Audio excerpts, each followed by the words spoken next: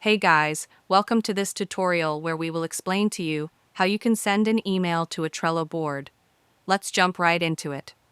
To start, open Trello in your browser and log into your account.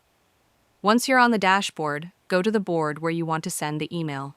Now, in the top right corner of your board, click on the three dots next to the board title, then select More, and then click on Email to Board Settings. Here you'll see a unique Trello email address.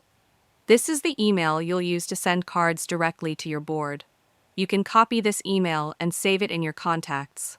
Now open your email app, write a new email, and in the To field, paste that Trello email address. The subject line will become the card title, and the body of the email will become the card description. You can even attach files or images, they'll be added to the card too.